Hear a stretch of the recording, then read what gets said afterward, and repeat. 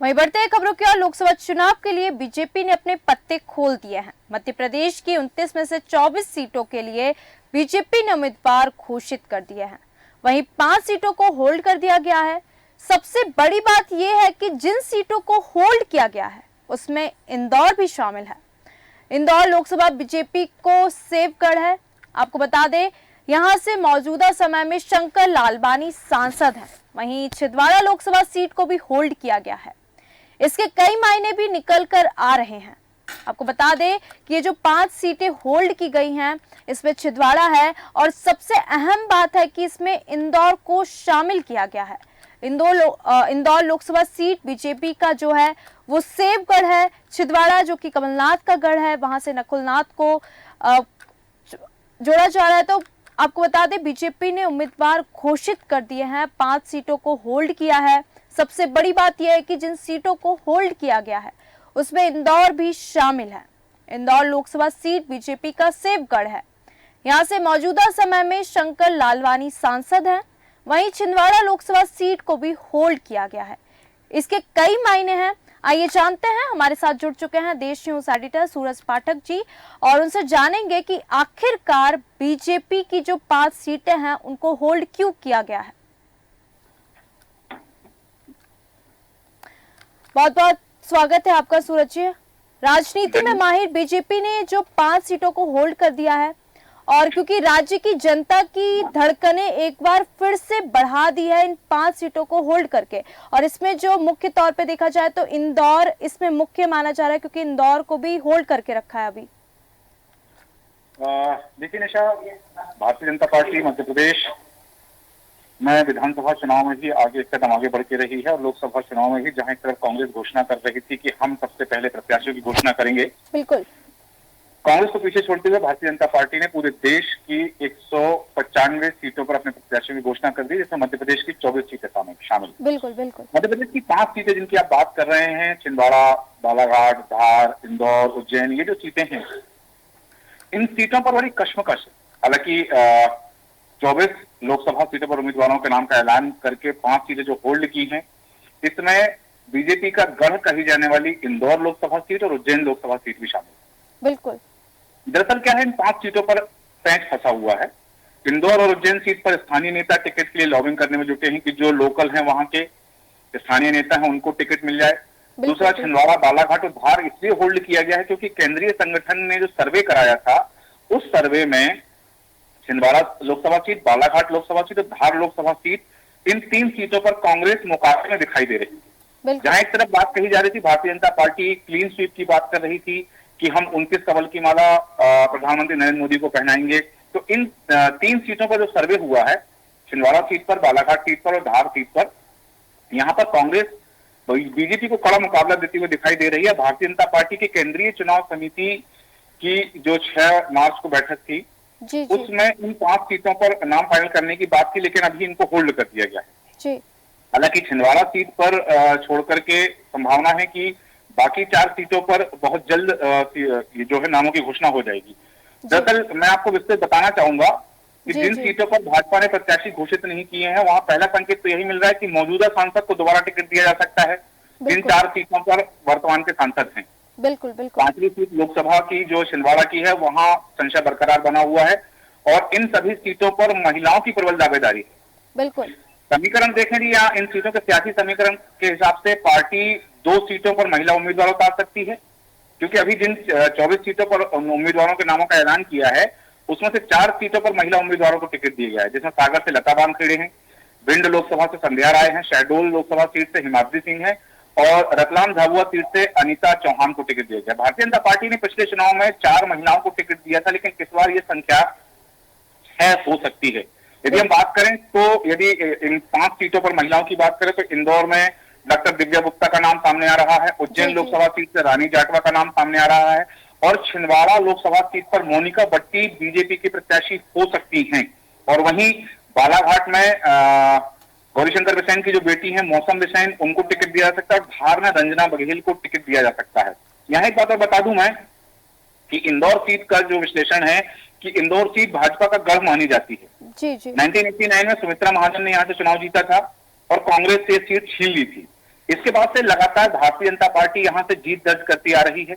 जी। पहले पूर्व लोकसभा स्पीकर सुमित्रा महाजन 2019 में चुनावी मैदान में नहीं उतरी थी, उनकी जगह शंकर लालवानी को टिकट दिया गया था, जो वर्तमान में यहाँ से सांसद है। जी। हो सकता है कि उनको टिकट दिया जाए या उनका टिकट काट करके, क्योंकि इस सीट पर एक तरफ जहां सुमित्रा महाजन का दबाव रहता है, दूसरी तरफ कैलाश विजयवर्गीय भी इस सीट पर अच्छा खासा होल्ड रखते हैं। जी। तो यदि इस बार जिन्हें हम ताई के नाम से जानते हैं, क्योंकि इंदौर में दो भारतीय जनता पार्टी की राजनीति के दो केंद्र हैं, एक ताई यानी सुमित्रा महाजन और दूसरा भाई यानी कैलाश विजयवर्गीय जी। और इन दोनों के कारण ही जो है इस सीट पर पैच फंसा हुआ है।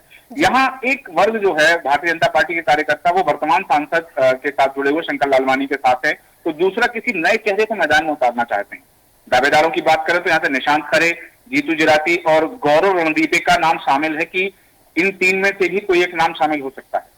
जी। दूसरी तरफ ताई और भाई के दोनों गुटों की रस्साकसी के बीच चलते हुए हो सकता है कोई बीच का रास्ता निकालने के लिए केंद्रीय नेतृत्व यहाँ से किसी महिला को मैदान में उतार सकता है, और यदि ऐसा हुआ तो भारतीय जनता पार्टी की प्रवक्ता रही दिव्या गुप्ता और विधायक मालिनी गौड़ में से किसी एक को मैदान में उतारा जा सकता है। क्योंकि यदि हम बात करें पिछले चुनाव में, तो पिछले चुनाव में शंकर लालवानी इंदौर लोकसभा सीट से 5,47,754 वोटों से जीते थे, तो ये एक बड़ा अंतर रहा है। तो इस अंतर को पाटना कांग्रेस के कौन से प्रत्याशी होंगे उसके लिए देखा जा सकता है। रही बात भारतीय जनता पार्टी, जैसे मैंने कहा कि पांच सीटों पर 5 महिला प्रत्याशियों के नामों की चर्चा है, वर्तमान 4 सांसदों की भी चर्चा है। इसके बाद हम बात करते हैं कि उज्जैन लोकसभा सीट की। बिल्कुल।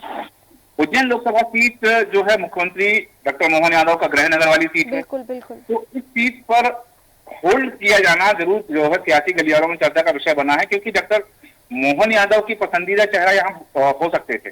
हालांकि इस सीट पर होल्ड इसलिए भी है क्योंकि यहाँ के जो दावेदार हैं, यहाँ के जो नेता, वो 2 खेमों में बट गए हैं। एक खेमा मौजूदा सांसद अनिल फिरोजिया को फिर से मौका देने की बात कर रहा है, दूसरा खेमा नए चेहरे के तौर पर रानी जाटवा को टिकट देने का समर्थन कर रहा है। हालांकि मध्य प्रदेश से जो पैनल में नाम भेजे गए थे, उस पैनल में दोनों के नाम शामिल थे, रानी जाटवा का नाम भी शामिल था और अनिल फिरोजिया का नाम भी शामिल था। भारतीय जनता पार्टी के जो सूत्र वो ये कहते हैं कि रानी जाटवा मुख्यमंत्री डॉक्टर मोहन यादव की पहली पसंद है। वो चाहते हैं मोहन यादव की उनके गृहनगर की जो सीट है, उज्जैन लोकसभा सीट है, वहां से रानी जाटवा लोकसभा प्रत्याशी हों। बिल्कुल। और मैं आपको बताना चाहूंगा कि भारतीय जनता पार्टी के बड़े नेता हैं प्रभुराम जाटवा, ये उनकी बहू हैं रानी जाटवा, और मोहन यादव चाहते हैं कि यहाँ उज्जैन लोकसभा सीट से रानी जाटवा को प्रत्याशी के रूप में उतारा जाए। दूसरी तरफ जो वर्तमान सांसद अनिल फिरोजिया, उनको भी टिकट देने के पक्ष में कुछ खेमा है, कुछ कार्यकर्ता, वहां के स्थानीय नेता चाहते हैं कि अनिल फिरोजिया को फिर से मौका मिले। क्योंकि अनिल फिरोजिया, यदि बात करें 2019 के चुनाव की, तो अनिल फिरोजिया 3,65,637 वोटों के साथ यहाँ से चुनाव जीते थे और उन्होंने कांग्रेस के बाबूलाल मालवीय को चुनाव हराया था। इसके बाद हम बात करते हैं छिंदवाड़ा लोकसभा सीट की। तो छिंदवाड़ा लोकसभा सीट एकमात्र ऐसी सीट है भारतीय जनता पार्टी के लिए जो जिसे भारतीय जनता पार्टी चुनौती मानती है। हालांकि छिंदवाड़ा लोकसभा सीट पर भारतीय जनता पार्टी में अलग अलग विकल्पों पर मंथन चल रहा है, क्योंकि एक जहां बात आई कि नकुलनाथ ने अपने एक्स हैंडल से जैसे ही कांग्रेस का नाम हटाया, तो बात हुई कि नकुलनाथ भारतीय जनता पार्टी में शामिल हो सकते हैं, और यदि नकुलनाथ भारतीय जनता पार्टी में शामिल हो रहे हैं तो स्वाभाविक बात है कि छिंदवाड़ा लोकसभा सीट से नकुलनाथ भारतीय जनता पार्टी के प्रत्याशी हो सकते हैं। लेकिन सियासी गलियारों में इन चर्चाओं को, इन अटकलों को विराम मिला और कमलनाथ और नकुलनाथ के भारतीय जनता पार्टी में शामिल होने की बातें सिरे से खारिज कर दी गई। बिल्कुल।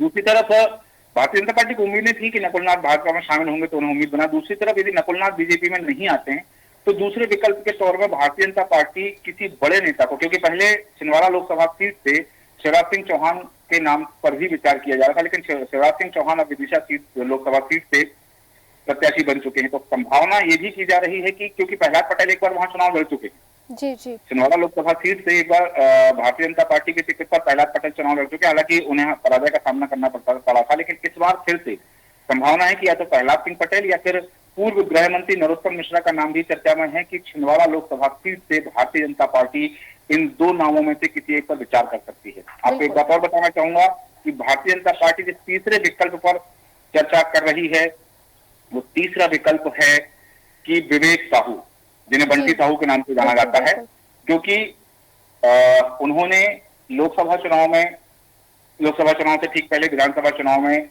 अपना अच्छा प्रदर्शन दिया है। वहीं नत्थन शाह का नाम भी छिंदवाड़ा सीट से चर्चा में है कि नत्थन शाह भी भारतीय जनता पार्टी के प्रत्याशी हो सकते हैं, क्योंकि पिछले लोकसभा चुनाव में नत्थन शाह नकुल नाथ से केवल 37,000 वोटों से चुनाव हारे थे।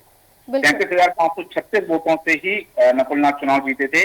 और नत्थन शाह 2019 में छिंदवाड़ा लोकसभा सीट से भारतीय जनता पार्टी के प्रत्याशी थे और वो केवल 27,537 वोटों से चुनाव हारे थे। इसलिए संभावना है कि इस बार फिर से नत्थन शाह को अवसर दिया जा सकता है। और जैसा कि मैंने उल्लेख किया कि बंटी साहू, जिन्हें विवेक साहू जिनका नाम है, उनके नाम पर भी विचार किया जा रहा है कि वो भी यहाँ से प्रत्याशी हो सकते हैं। हालांकि बालाघाट लोकसभा सीट के लिए हम बात करें निशा, तो बालाघाट लोकसभा सीट पर गौरीशंकर बिसेन अपनी बेटी के लिए अड़े हुए हैं। वो पहले भी विधानसभा चुनाव में भी अड़े हुए थे कि उनकी बेटी जो मौसम बिसेन है उन्हें टिकट दिया जाए, लेकिन इस बार लोकसभा के लिए फिर अड़े हुए हैं कि उनकी बेटी मौसम बिसेन को बालाघाट लोकसभा से भारतीय जनता पार्टी का प्रत्याशी बनाया जाए। हालांकि महिला कोटे का हवाला देते हुए पूरी ताकत लगा रहे हैं वो कि महिला कोटे से उनको टिकट दी जाए, क्योंकि इस बार जैसा मैंने पूर्व में उल्लेख किया कि 2019 के चुनाव में भारतीय जनता पार्टी ने 29 में से 4 प्रत्याशी महिलाओं को बनाया था। इस बार 24 में से 4 प्रत्याशी महिला घोषित हो चुके हैं, 2 और हो सकती हैं। तो वो महिला कोटे से ताकत लगा रहे हैं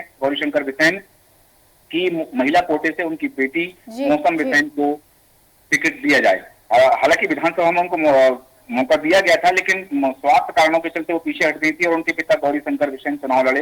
हालांकि गौरीशंकर बिसेन चुनाव हार गए। यदि बात करें हम कि युवा मोर्चे के जो वैभव पवार हैं, प्रदेश संगठन में बात करें, भारतीय जनता युवा मोर्चे के प्रदेश अध्यक्ष वैभव पवार भी इसी पक्ष में है। इसी वजह से यहाँ पर पैंच फंसा हुआ है। हालांकि यहाँ बता दूं मैं आपको कि इस सीट से ढाल सिंह बिसेन जो है सांसद हैं और मौसम बिसेन को टिकट के लिए गौरीशंकर बिसेन अड़े हैं। हालांकि मौसम बिसेन की टिकट के लिए पूर्व मुख्यमंत्री शिवराज सिंह चौहान की सहमति है, जबकि पार्टी यहाँ से टिकट बदलना चाहती है। बिल्कुल। और पिछले चुनाव में कांग्रेस के मधु भगत को ढाल सिंह बिसेन ने 2,42,066 वोटों से चुनाव हराया था। तो इस जीत के अंतर को भी देखना होगा कि ये जो जीत का अंतर है, क्योंकि यहाँ पर ढाल सिंह बिसेन की का अच्छा होल्ड है। अब ढाल सिंह बिसेन को यदि बदला जाता है तो उनका विकल्प कौन हो सकता है जो इस जीत के अंतर को बरकरार रखे। यहाँ हमें इन तमाम समीकरणों के विषय में विचार करना पड़ेगा। बात करेंगे हम धार लोकसभा सीट की, तो धार लोकसभा सीट पर उम्मीदवार के चयन को लेकर केंद्रीय नेतृत्व कोई रिस्क नहीं लेना चाहता और केंद्रीय नेतृत्व पूरे सोच समझ करके और पूरे विचार करने के बाद में धार लोकसभा सीट पर अपने प्रत्याशी की घोषणा करेगा, क्योंकि यह सीट जो है वर्तमान में, क्योंकि पिछले चुनाव की जब बात करें 2019 में, तो छतर सिंह दरबार भारतीय जनता पार्टी के यहाँ से 1,56,029 वोटों से जीते थे। और इस बार जो सर्वे हुआ है उस सर्वे में देखा जा रहा है कि धार लोकसभा सीट भारतीय जनता पार्टी के लिए रेड जोन में है, क्योंकि इस सीट पर कांग्रेस ने अपनी अच्छी पकड़ मजबूत कर ली है। और विधानसभा चुनाव में भी कहीं ना कहीं वो चीज देखी गई है कि सरदारपुर विधानसभा से कांग्रेस के प्रत्याशी का दोबारा जीतना कहीं ना कहीं भारतीय जनता पार्टी के लिए चुनौती बन गया है। और यहाँ एक बात जरूर हम करना चाहेंगे कि धार लोकसभा सीट क्योंकि भारतीय जनता पार्टी से रेड जोन में लेके चल रही है, इसलिए भारतीय जनता पार्टी के लिए चिंता का विषय है। हालांकि पूर्व मंत्री जो रंजना बघेल हैं, उनके नाम पर सहमति बनती हुई जरूर दिखाई दे रही है कि उनके नाम पर सहमति बन सकती है धार लोकसभा सीट पर। लेकिन यहाँ पर भारतीय जनता पार्टी किसी आदिवासी चेहरे को लाना चाहती है, क्योंकि विधानसभा चुनाव में धार जिले से भारतीय जनता पार्टी को नुकसान हुआ है और इस सीट को जीत करके अब उस घाटे की भरपाई करना चाहती है भारतीय जनता पार्टी, इसलिए इसको रेड जोन में रखा है। और रेड जोन में रखते हुए यहाँ बहुत विचार करके, क्योंकि यहाँ एक बात जरूर है कि 8 सीट हैं धार लोकसभा क्षेत्र के अंतर्गत, 8 विधानसभा सीटें हैं, जिनमें से 5 विधानसभा सीट पर कांग्रेस के प्रत्याशी विधानसभा चुनाव में जीते हैं। इसलिए भारतीय जनता पार्टी यहाँ किसी आदिवासी चेहरे को मौका देना चाहती है। रंजना बघेल यदि आती हैं तो रंजना बघेल का नाम आगे बढ़ाया जरूर गया है, क्योंकि यहाँ पे जो पैनल में नाम गए थे उसमें रंजना बघेल का नाम जरूर शामिल है। हालांकि एक से और बता दूं मैं कि विधानसभा अध्यक्ष नरेंद्र सिंह तोमर का और पूर्व मुख्यमंत्री शिवराज सिंह चौहान का समर्थन रंजना बघेल के साथ है, जबकि संगठन किसी नए चेहरे की बात कर रहा है कि वहां किसी नए चेहरे को मौका दिया जाए। हालांकि मैं आपको बताना चाहूंगा कि नए चेहरे के रूप में जयदीप पटेल का जरूर नाम सामने आया है और जयदीप पटेल वर्तमान में जो प्रदेश अध्यक्ष हैं और साथ ही खजुराहो लोकसभा सीट से लोकसभा के प्रत्याशी हैं वीडी शर्मा, उनके समर्थक माने जाते हैं जयदीप पटेल का नाम यहाँ से जरूर सामने आया है। यहाँ एक बात जरूर मैं बताना चाहूंगा कि विधानसभा चुनाव में आचार संहिता से पहले उम्मीदवारों का ऐलान कर दिया गया था। जी जी। वहीं लोकसभा चुनाव के लिए भी आचार संहिता लागू होने से पहले 24 सीटों पर नाम की घोषणा करके कहीं ना कहीं भारतीय जनता पार्टी ने बढ़त तो शुरू से बना ली है और जीत की ओर एक कदम बढ़ा दिया है। लेकिन सवाल सबसे बड़ा यही है कि इन 5 सीटों पर होल्ड के जो कारण मैंने आपको बताए हैं, इनके अतिरिक्त भारतीय जनता पार्टी में अलग अलग स्तर पर मंथन चल रहा है। जिन नामों पर सहमति बनी है उसमें कहीं ना कहीं दूसरा खेमा उसके विरोध में नजर आ रहा है। तो भारतीय जनता पार्टी इन 5 सीटों पर, चूंकि जो सर्वे कराया है उस सर्वे में जैसे मैंने बताया कि 3 सीटें जो है भारतीय जनता पार्टी के रेड जोन में है, तो उस स्थिति में भारतीय जनता पार्टी कोई रिस्क नहीं लेना चाहेगी और बहुत विचार मंथन के बाद इन 5 सीटों पर अपने प्रत्याशी की घोषणा करेगी। जी निशा। जी बिल्कुल, क्योंकि मध्य प्रदेश की 29 में से 24 सीटों के उम्मीदवार घोषित हो चुके हैं और 5 सीटों को होल्ड क्यों किया गया, क्या कारण रहे, किनकी दावेदारी हो सकती है, सूरज जी ने तमाम जानकारी दी। आपका बहुत बहुत धन्यवाद हमारे साथ जुड़ने के लिए और हमारे दर्शकों को तमाम जानकारी देने के लिए। तो लोकसभा चुनाव के लिए बीजेपी ने अपने पत्ते खोल दिए हैं। मध्य प्रदेश की 29 में से 24 सीटों के लिए बीजेपी ने उम्मीदवार घोषित किए, वही 5 सीटों को होल्ड कर दिया। अब सबसे बड़ी बात ये निकल के सामने आई कि जिन सीटों को होल्ड किया गया है उसमें इंदौर भी शामिल है। इंदौर लोकसभा सीट बीजेपी का सेफ गढ़ माना जाता है। यहां से मौजूदा समय में शंकर लालवानी जो है वो वहां सांसद हैं। वहीं छिंदवाड़ा लोकसभा सीट को भी होल्ड किया गया। इसके कई मायने भी निकलकर सामने आ रहे हैं कि आखिरकार इसको होल्ड क्यों गया, क्योंकि राजनीति में माहिर बीजेपी ने 5 सीटों को होल्ड करके राज्य की जनता की जो धड़कन है एक बार फिर बढ़ा दी। क्योंकि इंदौर लोकसभा सीट की बात करें, छिंदवाड़ा लोकसभा सीट की बात करें, उज्जैन की बात करें, बालाघाट की बात करें और धार की बात करें, इन 5 सीटों को अभी बीजेपी ने होल्ड करके रखा है। इस पे उम्मीदवारों की घोषणा नहीं की गई है। उम्मीदवारों की घोषणा कब होगी, कौन दावेदार होगा, ये सब अपडेट आपको देखते रहिए सिर्फ और सिर्फ देश न्यूज में। नमस्कार।